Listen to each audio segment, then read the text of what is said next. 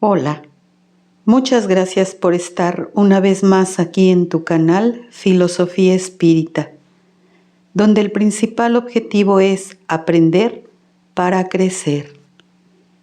Todos nosotros queremos estar bien, sentirnos bien, y cuando no lo conseguimos, la vida se vuelve un infierno, un caos como el que vivió la mensajera de esta psicografía. Abre tu mente, abre tu corazón y que esta historia provoque un cambio en ti.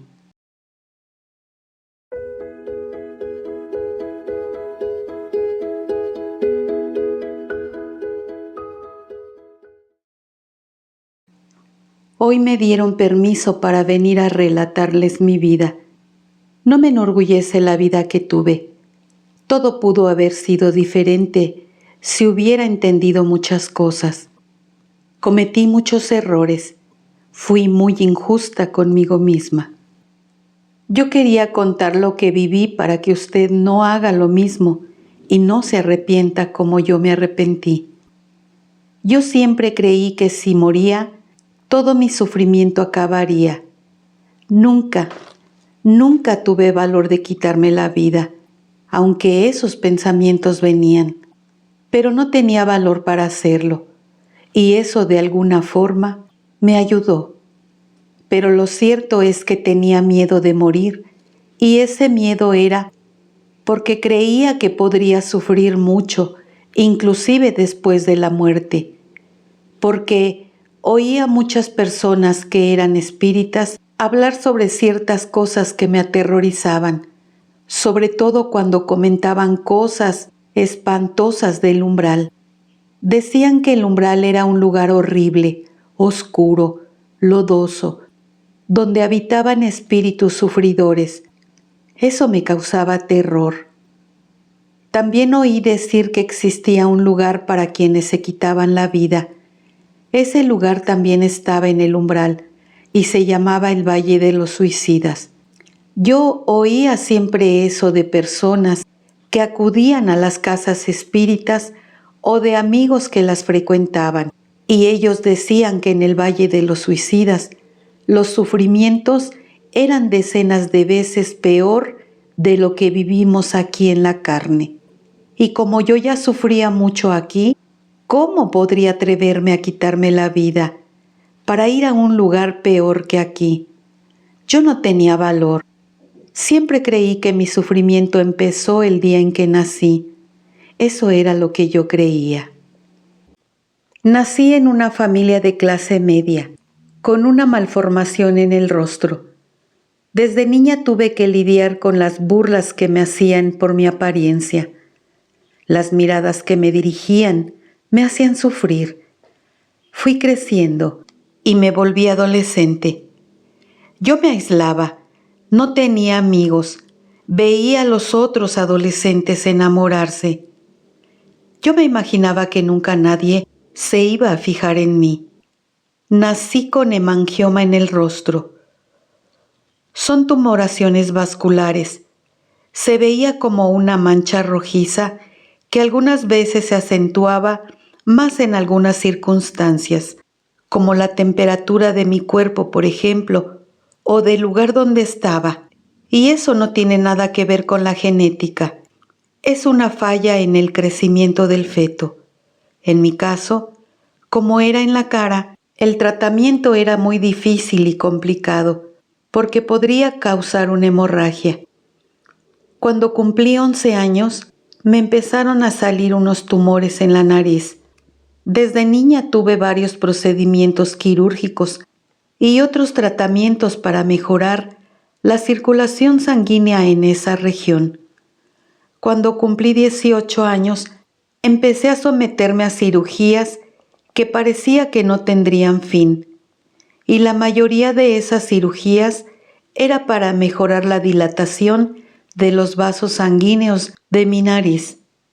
Y a pesar de todo lo que hacía, por todo lo que pasé, no tenía síntomas negativos, porque yo respiraba normal, hablaba bien, no me dolía, solo que no podía solearme la cabeza. porque eso podría provocarme una hemorragia en la nariz. Pero yo siempre me protegía, salía con un sombrero y así no tenía ningún problema. Mi rostro se quedó casi normal, pero yo nunca me sentí normal. Cada vez que me miraba al espejo, lo quebraba o lo arrojaba con rabia y tristeza, porque yo solo quería ser igual a las otras personas. Al pasar de los años, mi mente empeoraba cada vez más. Mi carácter era horrible y cuando llegué a la adultez fui peor. Estaba llena de odio. Creía que era injusto lo que me sucedía y seguía odiando a las personas que en el pasado se burlaron de mí, que me humillaron y no salían de mi cabeza. Me llegué a enamorar de un joven, pero jamás me atreví ni siquiera a acercarme a él. Aquel amor se quedó dentro de mí como una piedra con espinas que dolía las 24 horas del día. Yo tuve tanta rabia porque yo siempre imaginaba que él se iba a burlar de mí si yo me acercaba a él. El sueño de muchas mujeres es enamorarse, casarse, tener hijos. Pero yo no. Yo siempre pensé que sería imposible que alguien me amara. Yo creía que todas las personas me miraban con horror. No podía creer que alguien pudiera mirarme con cariño. En mi mente solo podía visualizar a las personas mirándome aterrorizadas. Mi mamá partió cuando yo tenía 20 años. Mi padre 15 años después. Yo ya tenía 35. Ellos me amaban, me cuidaron. Mi papá no era tan amoroso como mi mamá, pero a su manera sé que él me amaba. Pasó el tiempo y empecé a trabajar en una empresa. Ahí ganaba razonablemente bien. En esa época, mi apariencia estaba mucho mejor que antes, pero yo jamás agradecí por cada cirugía que me hicieron, ni siquiera porque gracias a eso yo estaba menos fea. La verdad es que yo solo me limitaba a vivir y verme como un monstruo, y por ese motivo siempre creí que nadie me iba a amar, que nadie se iba a querer casar conmigo y que yo jamás tendría la bendición de ser madre. Mi vida era de la casa al trabajo y del trabajo a la casa. Algunas veces iba a hacer compras al supermercado, pero me daba vergüenza. Creía que me miraban, que me juzgaban y me criticaban. Cuando cumplí 42 años, conocí a un hombre muy gentil. Él tenía 60 años. Nos hicimos amigos. Él me enseñó tantas cosas, pero yo no quería aprender nada. Todo el tiempo, él me hablaba de cosas que no tenían ningún sentido para mí, porque me hablaba de un Dios justo, amoroso y piadoso. Pero ¿cómo era ese Dios que él me decía si me había dejado nacer tan fea, que por ese problema que tenía nadie me iba a querer? ¿Quién me iría a amar? Yo no tendría jamás el placer de tener una familia creada por mí. ¿Qué Dios era ese? Yo no creía en ese Dios bueno y justo. Un día, Él me llevó a un lugar y me dijo que ahí yo sería feliz porque iba a aprender muchas cosas. Era una casa muy bonita, frecuentada mayormente por japoneses. Ahí estudiaban y practicaban una filosofía de vida. Ellos hablaban de cosas tan lindas y maravillosas, pero siempre me pareció que ellos decían eso porque nunca vivieron lo que yo viví.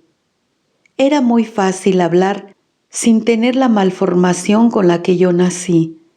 Era muy bonito hablar de amor y muy fácil cuando se tiene a alguien para amar y ser amado. Eso era lo que yo opinaba, que para esas personas era muy fácil porque ellos tenían una familia.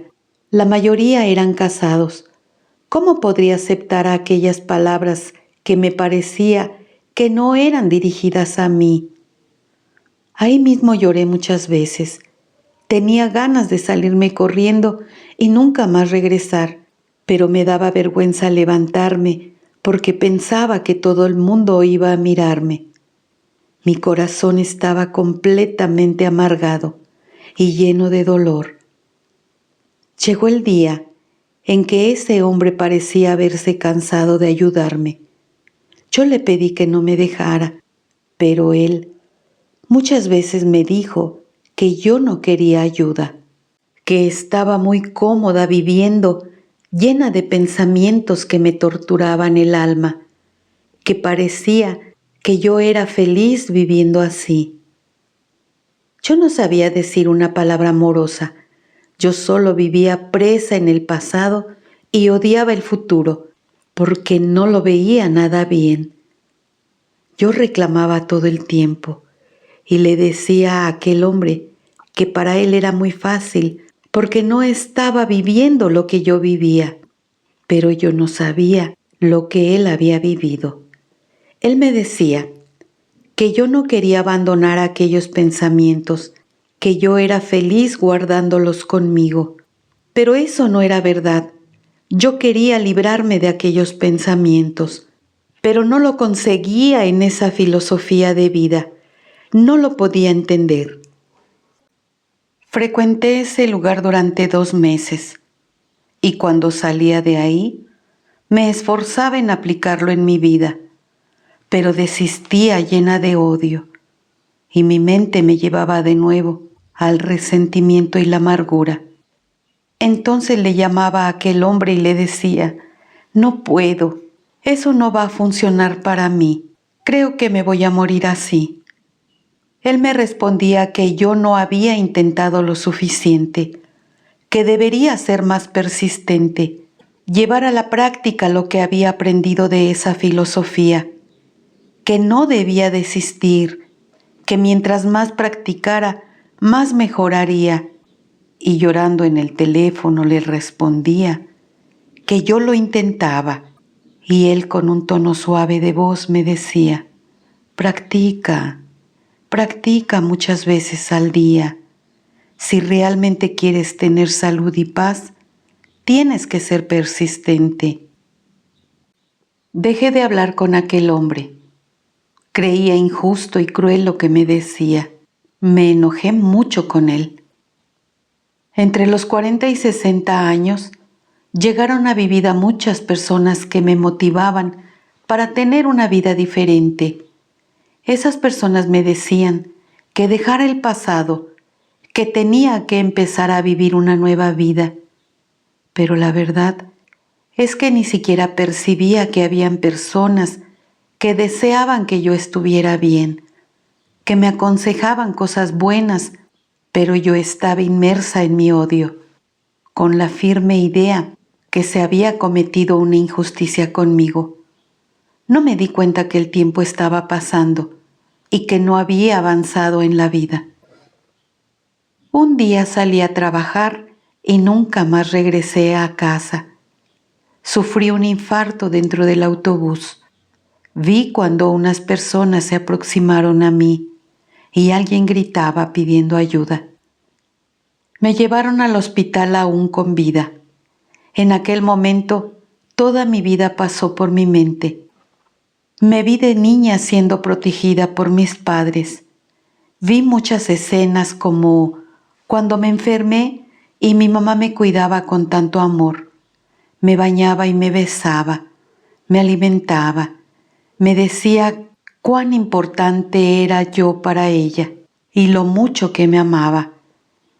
Vi a mi papá cuando le daba dinero a mi mamá para que comprara lo que yo necesitaba, para que no me faltara nada. Vi la casa bonita en la que vivíamos, las comodidades que mis padres me proporcionaban. Vi a mis amigos de la escuela que me defendían cuando alguien me trataba mal y yo salía de ahí corriendo hacia el baño y llena de odio. Vi cuando una de las profesoras durante la clase me miraba con ternura y siempre me apoyaba y me trataba igual que a los otros niños. Vi a mi vecino que para mí era feo. Realmente era un hombre feo. Tenía 15 años más que yo.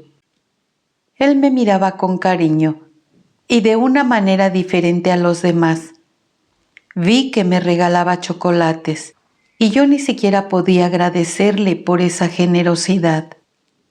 Todo estaba pasando como si fuera una película y completamente desnuda para que yo pudiera percibir cuántas cosas buenas tuve en mi vida y que yo jamás las aprecié.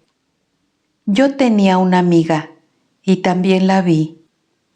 Mientras aquellos médicos que ya habían llegado para auxiliarme en aquel autobús y me hacían la reanimación cardiopulmonar, fue cuando vi a esa amiga que muchas veces me dijo que dejara de sentirme fea y también muchas veces me dijo que había personas en una situación peor que la mía.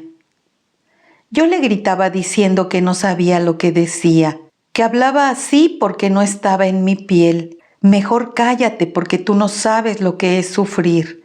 Tú eres una persona normal, tienes salud, entonces no me vengas a hablar de felicidad porque ni siquiera sabes qué es eso. Lo que yo no sabía era que mi amiga tenía cáncer en la cabeza y 3 años después ella partió. Y nunca más volví a conocer a alguien tan maravilloso en mi vida como ella lo fue. En aquel momento de casi muerte, me di cuenta de lo afortunada que era, porque tenía una casa, un trabajo, una amiga maravillosa, tenía dinero para ir al psicólogo y al psiquiatra, que podía cubrir todos mis gastos, que tenía dinero para comprar ropa, zapatos, porque podía trabajar. Y en ese momento que pasaba la película de mi vida, me di cuenta de todo. Quería regresar a mi casa, ir al espejo y mirarme a los ojos. Cómo era importante estar viva, y estaba feliz por estar viva.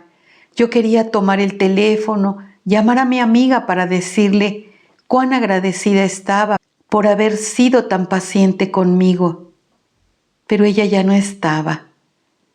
Yo quería escribir una carta para las personas que ya no estaban conmigo, que habían partido, para decirle a mi papá y a mi mamá, a mi amiga, cuánto les agradecía el haber sido tan maravillosos conmigo.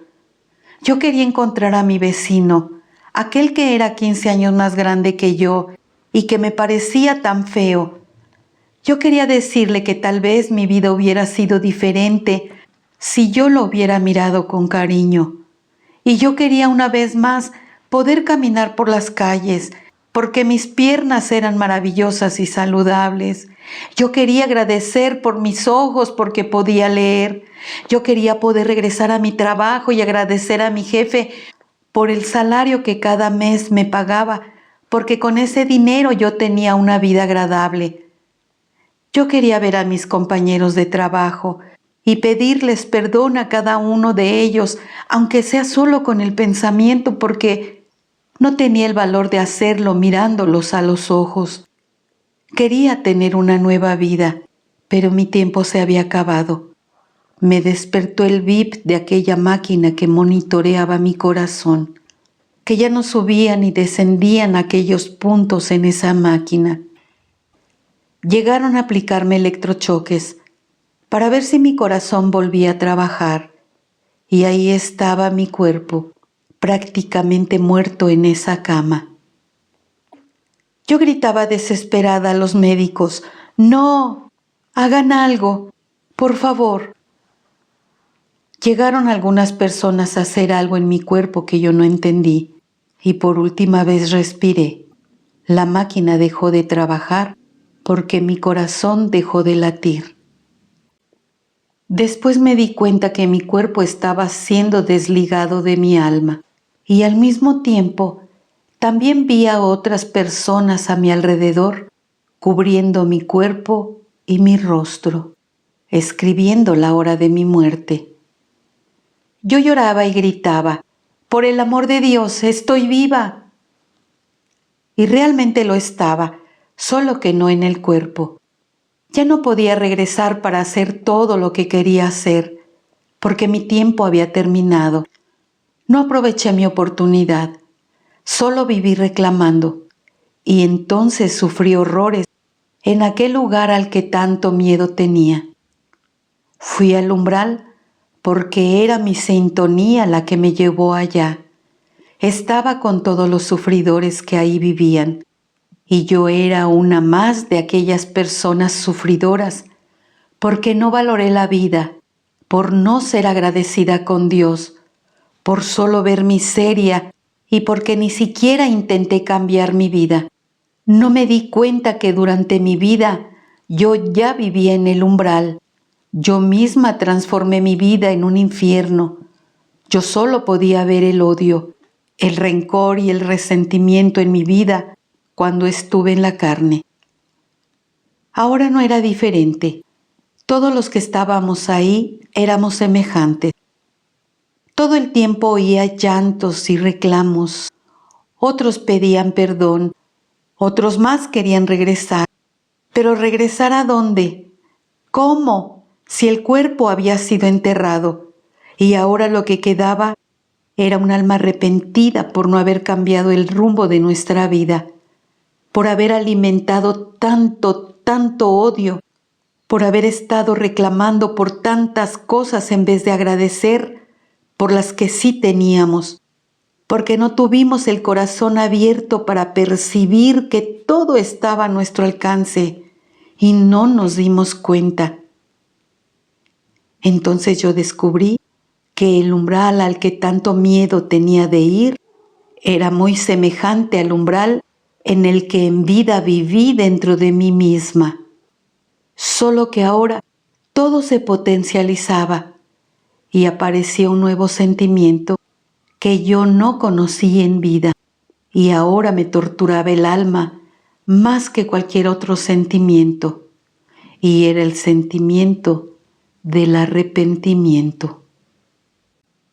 Tardé en arrepentirme y solo me di cuenta cuando ya no tenía tiempo, porque yo misma enfermé mi cuerpo, enfermé mi corazón que me llevó al infarto por no amarme a mí misma, por no saber perdonar, Dios mío, por estar tan llena de amargura, tan ciega y crear mi propia destrucción. Yo me arrepentí por no haber practicado aquellas cosas que esa filosofía enseñaba.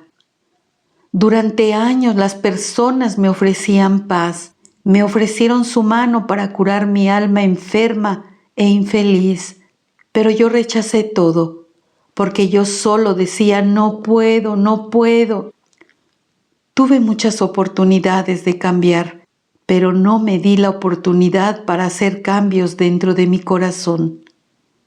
Entonces, mi corazón cansado de tanto odio y de tanta rabia, de tantos reclamos, el día 20 de abril de 2008 a las 10 de la mañana, se partió, dejando mi alma enferma, entregada a la desesperación que yo misma me causé. Hoy estoy aquí para decirle, no mate a su corazón con sus sentimientos negativos, con sus sentimientos de celos, de odio, de envidia, sus sentimientos de venganza o sus sentimientos de solo mirar lo negativo en usted y no agradecer por la vida. Y si antes creía que mi vida era miserable, ahora me estoy preparando para regresar a la vida lo más pronto posible y nacer con otra deformación, pero ahora no solo en el rostro, sino también en el corazón, como una consecuencia por el daño que le causé. Hoy pido, en el nombre de nuestro Dios amado, que usted encuentre fuerza para que consiga vibrar en el amor antes de que sea tarde. Pídale a Dios y ore. Les pido una oración por todos los sufridores que no supieron vivir, porque se inclinaron por la desgracia y no se esforzaron para vencer su prueba. Por favor, oren por mí para que pueda vencer en la otra vida, porque de este lado yo oro con todo mi corazón. Oro para que los que tienen una oportunidad tomen decisiones diferentes, decisiones desde el amor. No tome decisiones desafortunadas como las que yo tomé. Usted solo necesita tener valor para poder cambiar. Muchas gracias, Señor, por la oportunidad de estar hoy aquí. Gracias, gracias, gracias, Señor mío. Muchas gracias por tu atención. Hasta la próxima.